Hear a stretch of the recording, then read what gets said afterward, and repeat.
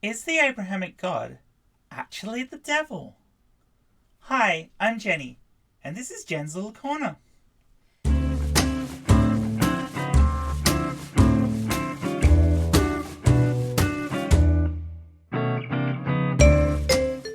Yahweh, the God of the Abrahamic religions, is a spiteful, jealous, and vengeful character, hell-bent on raining down suffering on those that will not bend to his whim. So it is interesting that in this context, that Yahweh is seen by many Christians as a loving, kind, and generous God. But does this image hold up to our scrutiny? In the Old Testament, God is truly vengeful. Ezekiel 25 verse 17 says, "And I will execute great vengeance upon them with furious rebukes, and they shall know that I am the Lord, and when I shall lay my vengeance upon them." Nahum chapter 1 verses 2 to 6. God is jealous, and the Lord revengeth. The Lord revengeth, and it is furious. And the Lord will take vengeance on his adversaries, and he reserveth wrath for his enemies. And then in Hebrews chapter 9 verse 22.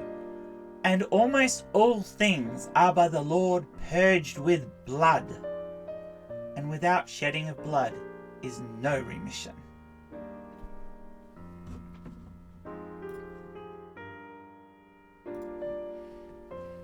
But did God really take a turnaround in the New Testament? Luke chapter 12 verse 5 says, "But I will forewarn you, whom ye shall fear. Fear him, which after he hath killed hath power to cast into hell. Yea, I say unto you, fear him." And John chapter 15 verse 6, "If a man abide not in me, he is cast forth as a branch, and is withered, and men greater them, and cast them into the fire, and they are burned." Luke talks of fearing God, and John of being cast into a lake of fire for not doing as told by this benevolent being. A being so full of love and justice that you will not be judged on how good you are, but rather on how obedient and faithful you are to him. That's not the act of a loving creator, but rather the mad, egotistical ranting of a dictator.